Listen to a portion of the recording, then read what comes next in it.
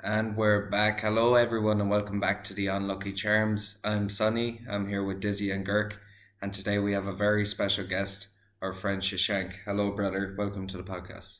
Hey man, how are you doing? Uh, Thank you for inviting me today. Anytime, man. So as usual, guys, we're going to start with our Irish phrase of the day, and then we're just going to get into the main body of the podcast. Well, lads, what's the crack? Today's phrase of the day is what's the story horse? Just shortened down to story horse. And this is different from, well, what's the crack?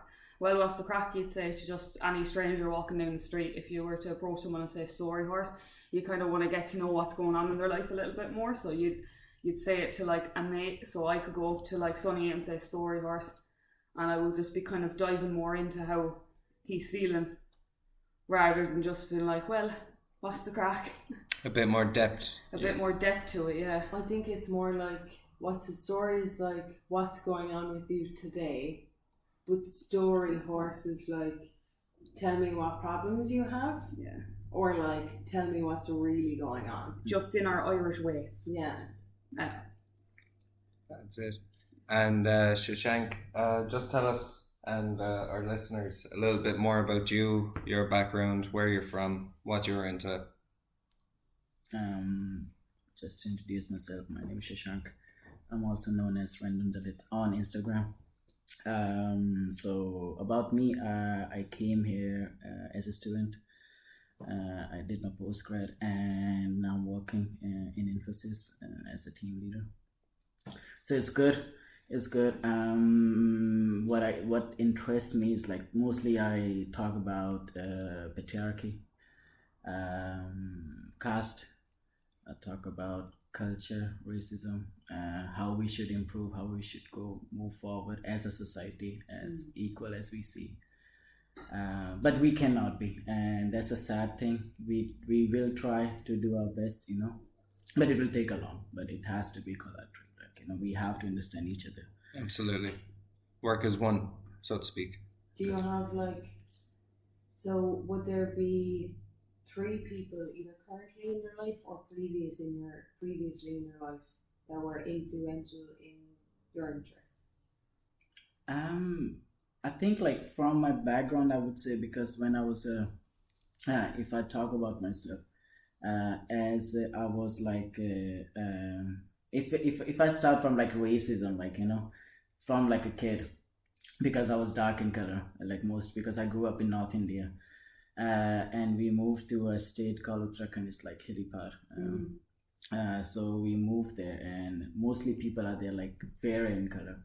So always from the start, like I used to get like put down as my skin color. I don't know why. When I used to play with my friends, but then I used to go and cry to my mom, and my mom used to always say like, "Oh no, you're the most beautiful child," and it used to make me happy. So yeah, then I learned and moved on. Like I took it in, like So mom is number one influential. Yeah. From the start. It She's the means greatest. everything to have a really supportive mother. It does. I think for her as a single mother, not single, like I was, I have a younger brother also. But when I was born, I was like, she was really, really young. She was 19. And even if I think like if I would be 19 and if I would have a kid, how would I be? Like, I couldn't be. Like, Yeah. And she did a wonderful job. I am here just because of her, whatever she believed me in. Like, I could achieve everything. And in my family, if I say I am the only one who traveled outside India to do anything, like I broke the chain Yeah. of everything as a society, as everything. And it's a proud thing. Like she was always supportive from day one. She believed in me. Like, yeah, I will do something. That was a dream because it's a big thing. Because if you come from a developing country, like as India, obviously third world countries in interesting ways, it's a huge thing for them as it changed their life if they come from a different background, different financial things, and what they earn here, and it changed their life, and they see what is the difference, like in cultural way. Yeah. Like like I came here as me as taking an Indian perspective, and I came here and I was like That's in my blown mom. away, like Was there someone when you got here that like had an influence on you now? So, like you said, your mom was person number one Yeah. influence. Was there somebody here that is like you push as two, or? Oh yeah, oh yeah.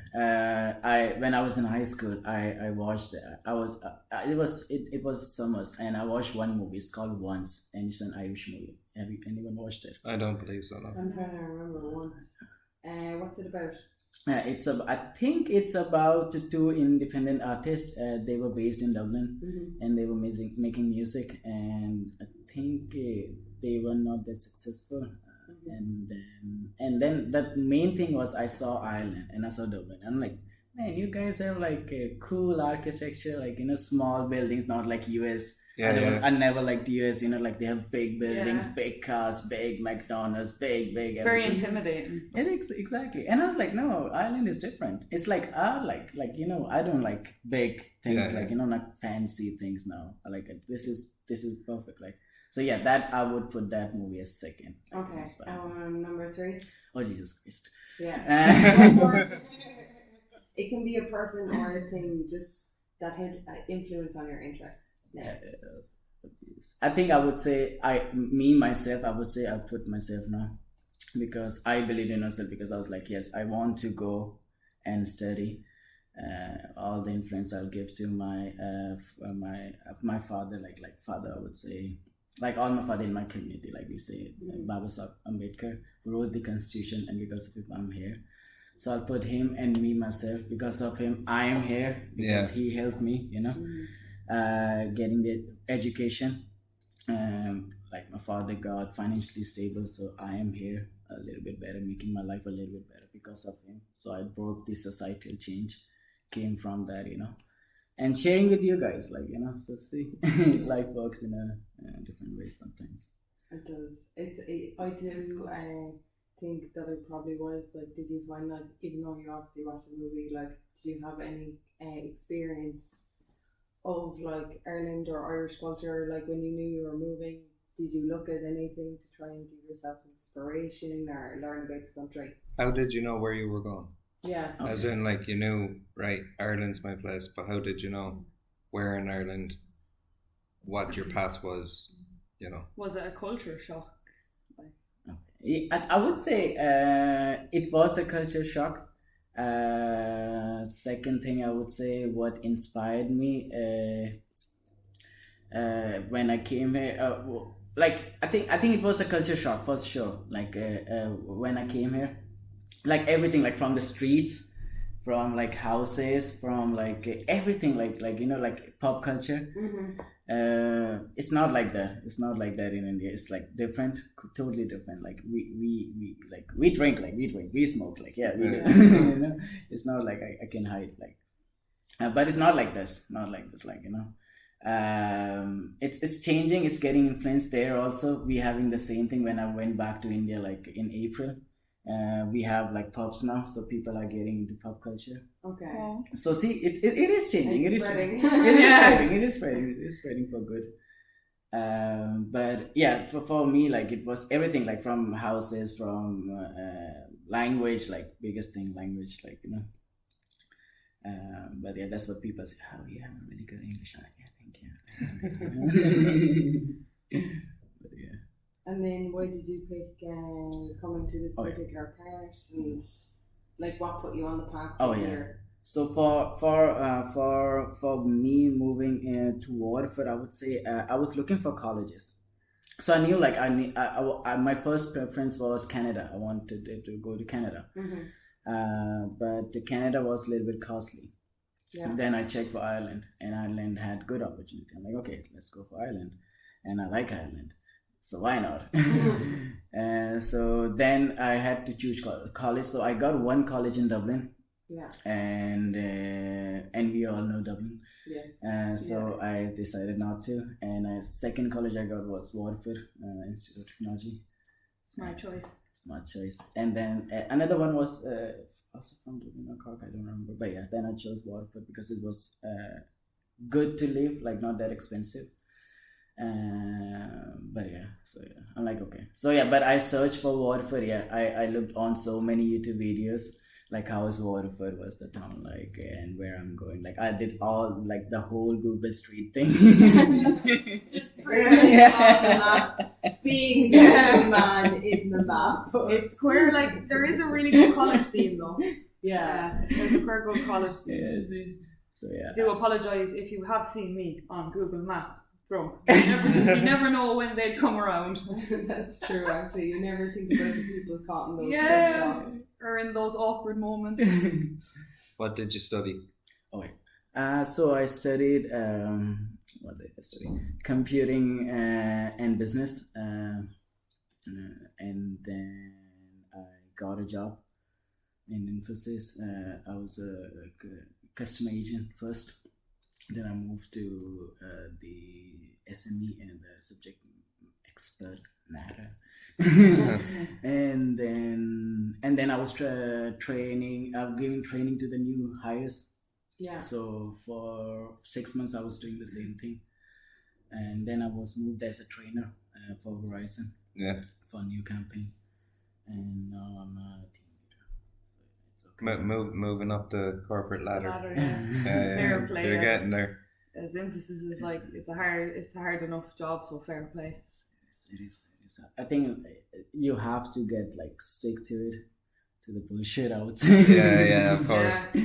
If you get through the bullshit, then you can. That's what any job really, isn't it? Have you had any failures since coming to Ireland that you've been like, okay, this has made me rethink things? Or like reshaped you as a person, let's say? A good one. I would say in every way, I would say it. There were so many down points. Like when I was not getting job, I was living with my ex. If she is listening, hi Sheena. Tribute to the ex there. This is a shout out to my ex. Please don't leave any bad reviews. Thumbs up. Like, comment, subscribe. Yeah, you might be on again. Thanks. So I was living with my ex, so I didn't get the job for the first few months, and because of her, she supported me. So thanks, Sheena, in every way she could. So I'm really grateful for that. So for 3 months, it was like because I didn't know what will happen, or what kind of job I will get into. And even if I went for customer service, it was really tough because I was the only Indian guy there when we started in our campaign, Yeah. So, and I never did that job before also, so it was tough. But then I went from good to great. So, yeah. Is this something you see yourself continue doing, or you have a dream in mind for next 20 years? Where would you like to see Shashank? That's good. I would say no, but for the moment, like I just want to be financially stable. If I have to do like anything, let's say I want to do so much for my community, so much that I want to teach them. They can do anything they want if they believe in, study. So you can achieve, you can achieve. But you have to believe in yourself. But that's the thing. For you to believe in, it's a tough thing because you have to get inspired from something, because we live in a society that is so conditioned for everything. It's conditioned for, let's say, if you watch movies, if you listen to music, it's all like men trying to, what is love? So men will tell you a story, what is love in his perspective, always. So man has to be hot. Or rich or whatever, and woman falls for the trap always because they're weak. That's how they portrayed the role, like music same way. There's songs from male perspective, what is love, like that, how he fantasized woman. But when woman does the same exact thing, let's say today's like many rappers, when they try to be comfortable with themselves, they don't like that. Why? Yeah, like I read, so in college I did a psychology module and we looked at relationships and how they impact psychology, and even like the stuff that you're talking about, how our conditioning affects our beliefs. And one of the stats our lecturer told us, so it's between 50 and 75 marriages get divorced in the Western world. Arranged marriages across India and Asia, only 4% of couples get divorced. Like, do you think that, like, how we deal with relationships and even like how we're conditioned can impact that? Like, I don't know much about arranged marriages in India now or in Asia. Like, I only know what I've learned in college and outside of it. Yeah, are they still like prominent? a common like practice over there, like arranged marriages? I would say like my parents were arranged marriage, so that time was like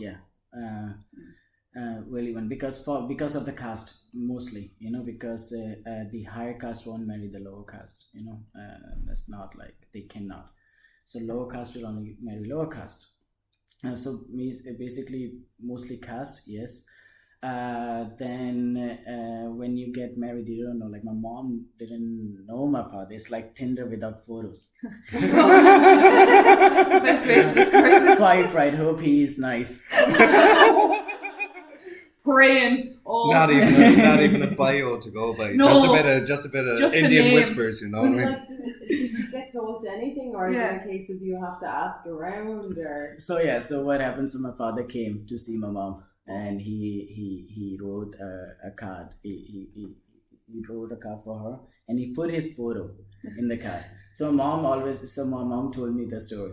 She like, you know what? I saw the card. The card was fantastic. It has like, when you open it, has like a little music, something like that. But I never knew he put his photo in the card, and I saw it after we got married after 2 years. Oh. But I'm like, what? You never saw my father? Hilarious. Yeah. At least it worked out. And it worked out. So that time was like that. Do you know what it is? It's like The Voice without the music.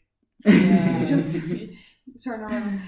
But now it's not. Like we have Tinder, we have Bumble, we have everything. So people are being less casteist. They are caste. They look at caste.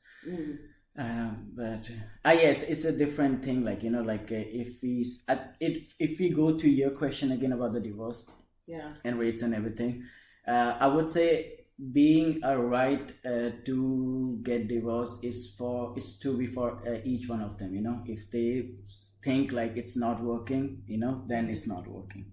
They can have consultation, they can have everything, but if it's not working, it's not working. I agree. It shouldn't be like forced marriage. Like in my family, I've seen my mom and dad, if they're listening, I'm sorry, but that is like, if they were not happy, still they were together, and I like it's not a good thing from both of the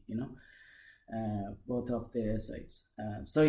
It's more about controlling women again, so getting the divorce rate high is, I would say, it's more progressive, it's more healthy than seeing like less divorce rate, I would say, because it could be more patriarchal way than a woman not getting Yeah, you don't think I never thought about it like that. Like it could literally be a case of like, because I know from a friend of mine that she spent some time in Libya because her dad was Libyan, and she couldn't get out of the country or go anywhere unless she was with a male relative.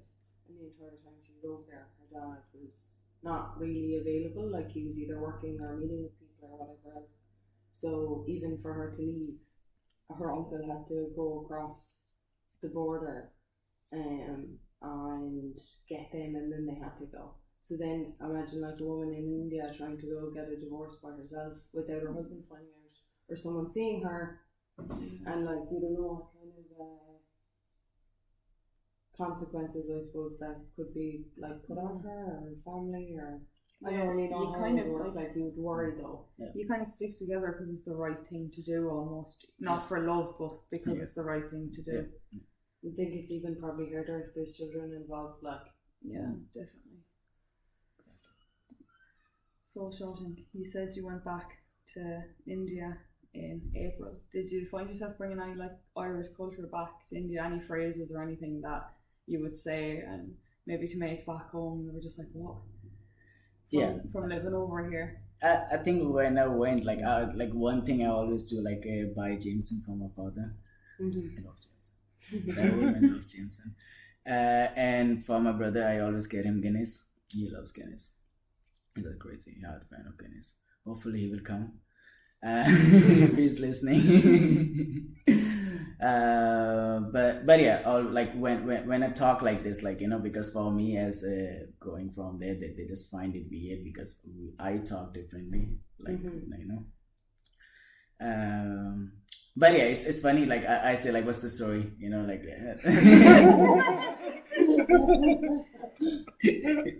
How was the crack, like, you know? And how would they usually say hello? How would you have said it before?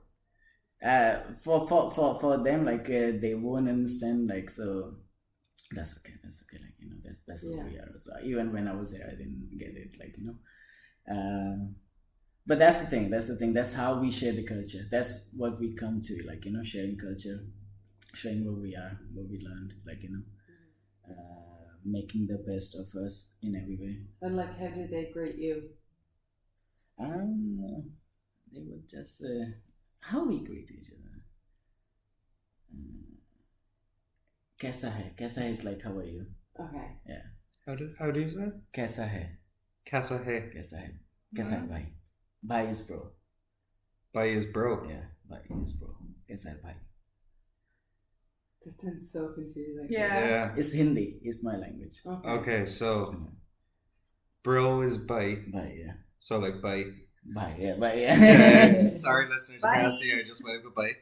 And then casa is like hello. How are you? Yeah. How are you? Ah, that's cool. Now. So, if you speak Hindi, does that mean you can read some religious scripts and stuff that, like, other people, like, I know that a lot, well, I don't know this for a fact. I think that a lot of Buddhist teachings are in Hindi as well, because Buddhism came from Hinduism.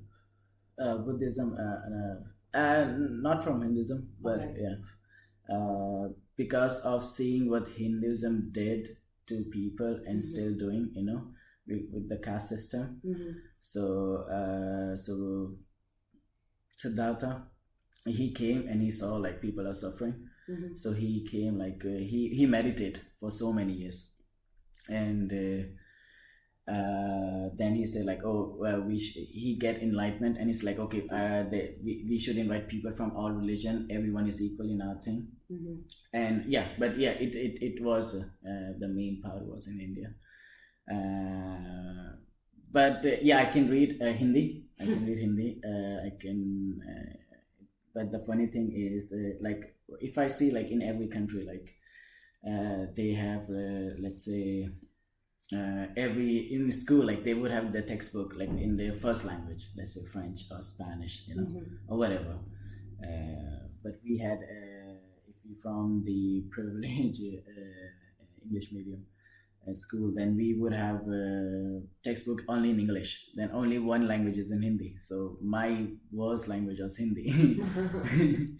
I was bad at Hindi, but my mom was really good at Hindi. She was fantastic, even.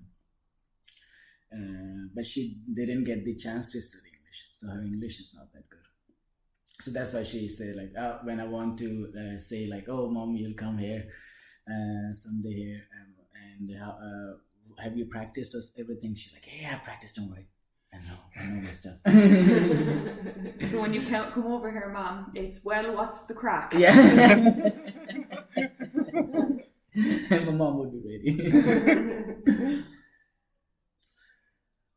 Yeah, my mom wouldn't even say that. Really, she's just like, well, what's up?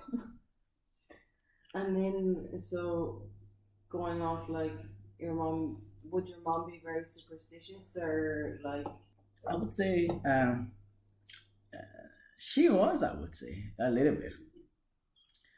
But, like, don't cut nails at night. I don't know why. What? Don't cut nails. That night. Yeah, I don't know why. Okay. I only cut my nails at night. Probably you can cut your fingers. I'd be asking for an explanation. I don't know. I think there's probably more reasons. Could be, yeah. See, that kind of, like, but I don't know. Now she doesn't know. She thinks more like a more scientific way. That's what she taught me. but it's good way. You should teach your kid what is good and what bad. Let Yeah. the kid choose. Give them a guidance. What will happen if they get this or if they choose bad? If they go bad, that's okay. Be supportive. Still, motivate. Because then, if you don't, then you lose the kid.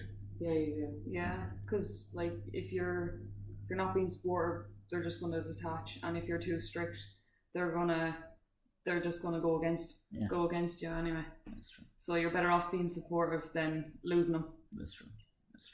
I know you broke that guy's nose, but I love you anyway. Imagine.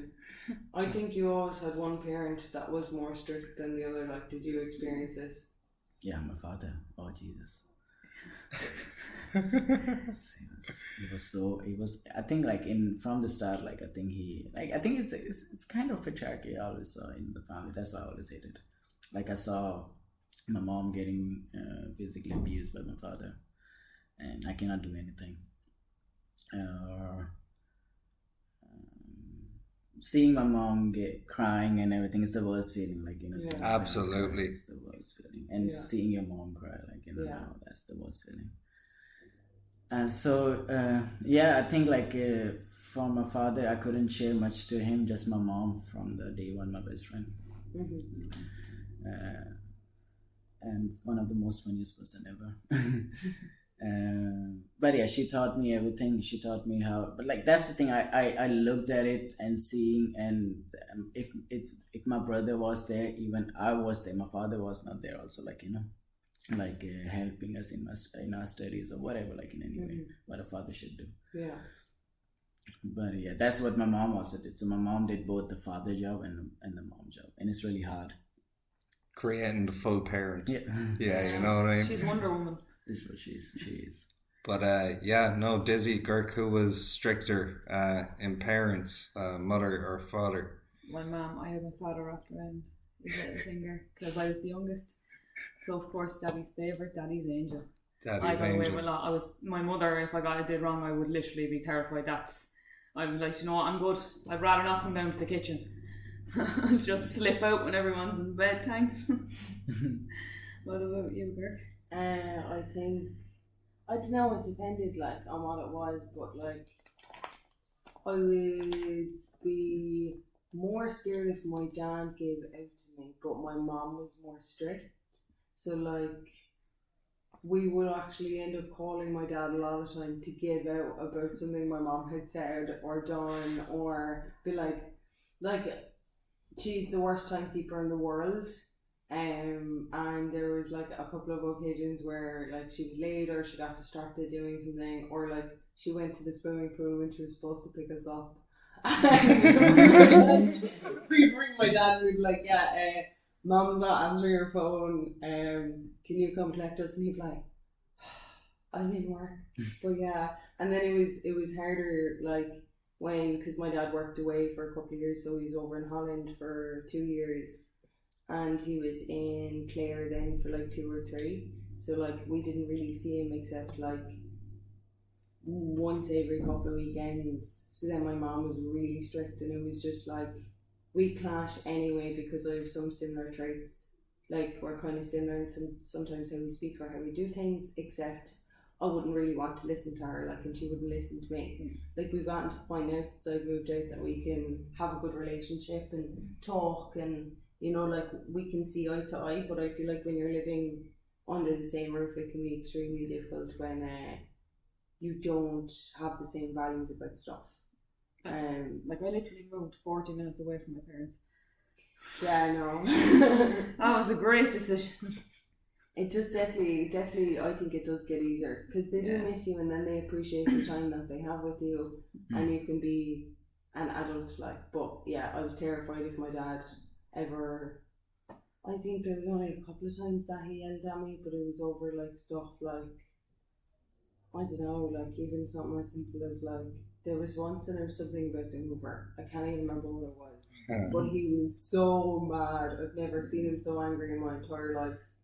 And other than that, I don't know, I can't think of any. I don't know, I never really did anything dodgy, or I never broke it. The worst thing is I probably stole something when I was a kid, like when I was 4 or 5, I stole something out of a shop.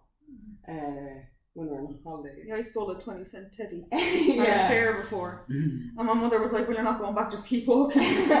No, my dad dragged us Oh back my into God. the shop and made us talk to the woman in the shop. No, my like, mother would be more embarrassed if she dragged me back, so she's like, on you go there. Did you do any bad stealing, any theft as kids when you didn't know what was right and wrong? Like, Sonny, which one of your parents were like Oh, yeah. strictest, and did you Speak up. And Oh. did you steal? did you nick that when you were younger? Okay, we'll do a two-part This is a question. two-part question. Two-part.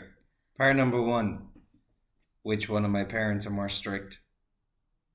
Neither. They're all pretty cool, and they let me do as I pleased as long as it wasn't a vandal, and I did my bit, and You I didn't tried. come home in a squad car. You know what I mean? They kind of pretty much. They kind of let me do as I pleased because they taught me morals about treat people right and with respect, and you know what I mean, respect your mum and all this. And look, it was a case of this. I was a very hormonal teenager, and basically I'd always kick up a fuss and lose my temper, as you do. You know what I mean? You're young, you have all this extra energy, you're like, rah! I can attest to that, yeah. And then it's a case of, right now you're giving out for absolutely no reason, or your mom's giving out because I don't know, playing video games instead of doing your homework or something, you know what I mean?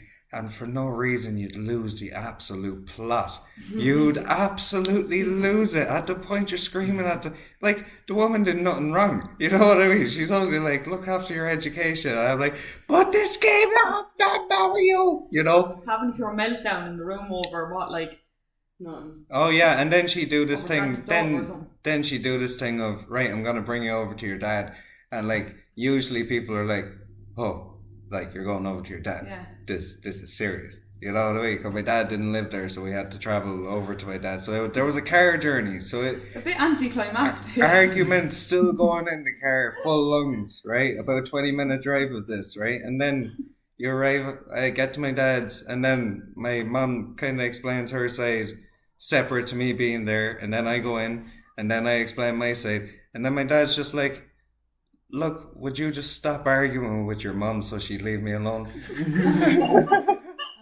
And I was like, yeah. Sound that. Yeah, if she leaves you alone, I'm left alone. That kind of works around. She's left alone, it's just a triad of left alone. It's fantastic, you know what I mean? And then spin home, all's good, And the second thing was, did I ever steal anything? Now, I'm not going to mention shops, and I was 11, so you can't This come. is a disclaimer, guys. You can't come get me. Whoever's listening. You go into the shop with your friends, and there was this layout. And you Don't walk. describe the shop. That was a close one.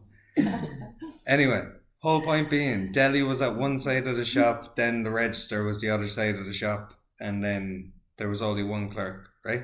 Cheap shop. Right. Well, not really cheap to have a deli. You nicked the roll, didn't you? Or something? Yeah. No, you go up and you genuinely just go and buy 2 jam buns, Right. couple of sausage rolls. Okay. Sorry, Gurk, you can't have pork. Yeah, I know. But Dizzy can't. That sounds lovely. And then, in the meantime, you have 2 or 3 friends with you. So while you're taking the clerk up there and he's getting you your food, all your friends are getting 2-litre bottles of Coke and packets of mints and wine gums and Packets of mints. yeah, polo mints. And, Oh, you know, sorry. and Sorry. Tic I Tacs. I was like, why are they stealing beef mints? You know what I mean? Shock, I was like, we're eating raw meat, what's happening here? And then it's just a case of just go pay for your food, and then nothing happened. So, you're saying you just ran I was all 11 your years friends. old. You can't get You me. just ran out all your friends, but you were the master of the plot. Yeah. Because you paid for the food what they stole. I'm not the master of the plot. I just wanted to get my breakfast. What they did at their discretion is grand, and nobody was right. So you're saying that So- you were a thief by association? I just knew what was happening behind my back. It's You not didn't a say thing anything like about that, it. So the actual answer to the question is no. No, with a what? question mark. A question mark. Yeah. Question mark. Question mark. Dot. Yeah. To be continued. Okay, we're on the topic of right and wrongs. Do we think healers are fake? Is that a wrong we have in the world? Yeah, let's all go around the room and list wrongs that we think are in the world. Mine are, I don't think all healers are fake, but I think there's too much fake healers. I don't have like more better knowledge of healers, but what I know, I would say, it's not scientifically proven. So yeah, most of them are fakes, and with the bad name, they go with the bad name. You know, once you get a bad name. But you remember the Long Island medium? Because she would harass people before the show and ask them about, it was really generic things. She'd be like, do you have an uncle that died? Now, that's a very generic open to the floor question. It's not anything very specific to you. Did she do this to the whole audience? Yeah, she would, and she got exposed. And I thought that was the fun, because I could just sit here, right, Gareth, and look at you and be like, yeah, your past dog, I can hear him barking. That could just be a whole lot of shite. Like Dizzy? Yeah. Did he have a wet snout? Did he have 2 ears? Like that's you know what I mean? Like I could sit here and just sprout bullshit till the cows came home. But it's like I want to see fact. I want to tell you something that I don't even know. That shocked me. Sonny, Yes. do you believe in healers? Do I believe in healers? Yeah. Only the number one. No. OG. The OG. No. You know, bit of salt in your water, bit of onions in your hat. Know what I mean? That's about as much healing as you need. Loads of garlic. Onions in your hat or onions in your socks? Both. Socks. Socks. Well, both. It depends. You don't need onions in your hat. You have enough hair in your head. That's You'll just like be sweating it out. Make it worse. Shashank, have you experienced or have you noticed much racism in Ireland since you've been here? Oh, yes. Where should I start? Once upon a time. Once upon a time. We should start from there. And we here for forever then. No, I would say like Irish people are nice. I think if Irish people are racist, then they're ignorant. People are racist. Some people are racist. We have to accept, like, I cannot say that there's no racism. There is racism. And if we accept that, then only we can acknowledge something and then we can work on it, for me from the start, I did one time I did in Central Arts, I did a free verse there also, and I said, people always ask different things to me in a weird way, I know they are racist to me, or if it's because they always want to know where I'm from, and it's a good thing. You should ask me, I'm really curious to tell about me, where I'm from,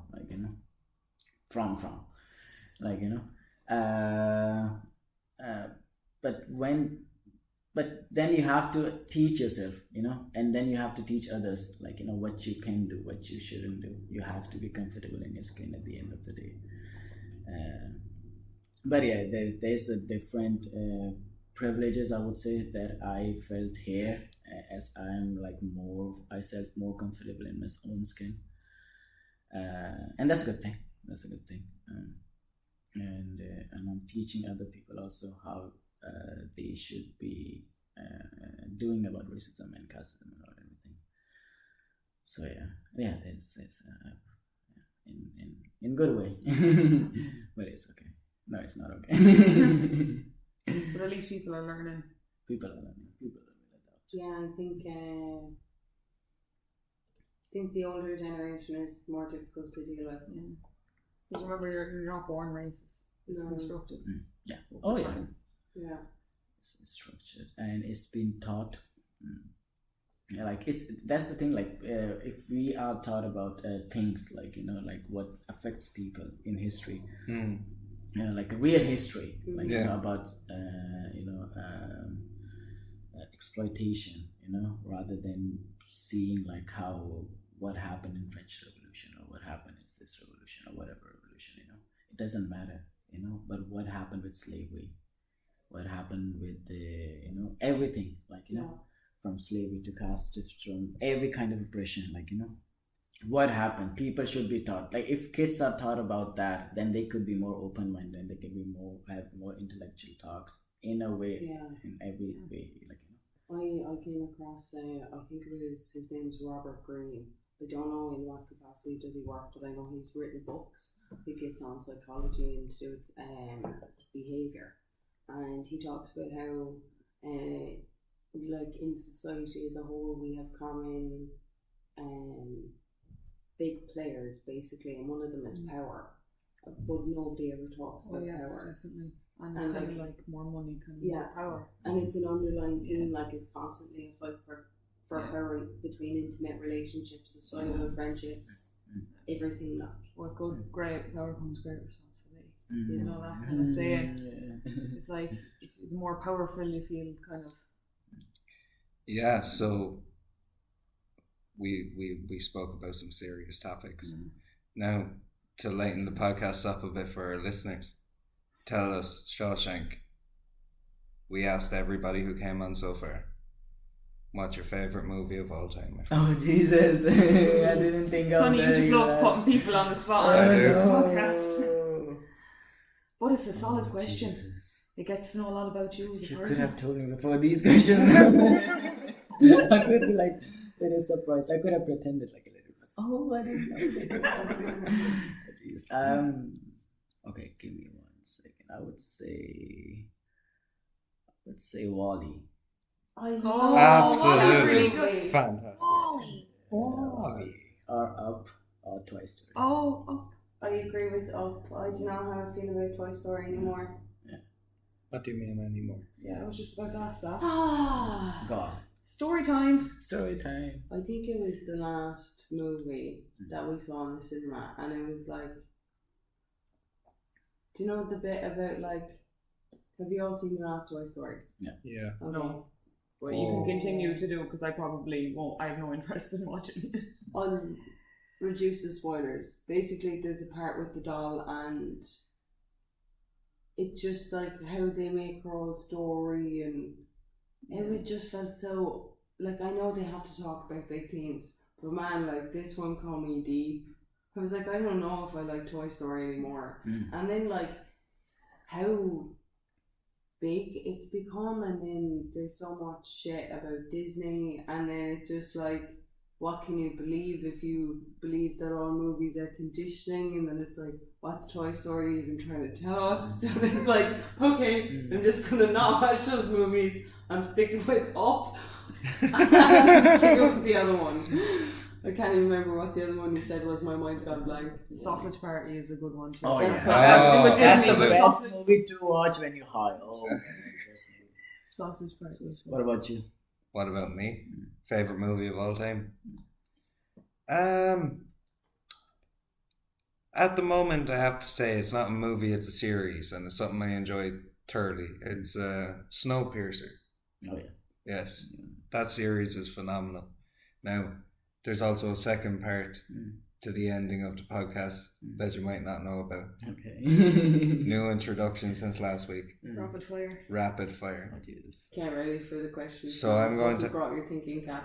I'm going to ask you. We'll make it simple. I'm going to ask you 8 questions, Okay. and you just have to answer off the dome as quick as you can. I'll try my best. No worries. And we're on. Are you more of a summer or winter guy? Winter. Do you like spicy or sweet food? Depends. Ah, Jesus. Spicy. If you were to have a cake, what flavor would you want it? Chocolate right now. Yes. What advice would you give your younger self? Don't lose hope. You'll get there. What scares you the most? Losing my mom. I lost count, so we're gonna do 2 more. Have you ever been in love? Yes. And what's something you'd like to see yourself doing in the future? Educating my people from my community and giving them the best I could. Older, younger, or everybody? Yeah. Everybody. Everybody. Fantastic. Now, we're moving on to the quote of the evening. Well, today, lads, it's going to be a little bit of a poem because I love short quotes. I usually keep things short and snappy, but I think this one kind of works with today's topic. So it's by a poet called Rumi. It's called Out Beyond Ideas. Out beyond ideas of wrongdoing and right doing, there is a field. I'll meet you there. When the soul lies down in that grass, the world is too full to talk about. Ideas, language, and even the phrase each other doesn't make any sense. That is very good. Phenomenal. From a book about grief, if anybody wants to read it. Thank you. And with that, guys, we've come to the end of another brilliant podcast. Shashank, thanks for being with us. Thank you for inviting me. Been a It was a pleasure. pleasure. No, it was a pleasure. Now, It was my pleasure. Thank one more time, let our listeners know where they can find you. Oh yeah, so my name is Shashank Prabhakar, so just my name, random Dalit, everywhere like this. Everywhere like this. It'll be down in the description. Yeah. It'll be down in the description. Now, until next time, guys, as always, we've been the Unlucky Charms. Feel free to follow us on Instagram, Twitter, and of course YouTube. Make sure the notification button is on so you always get updated when we release a new video. Until next time, peace out. Peace out. Bye. lads. Peace out, guys. Subscribe.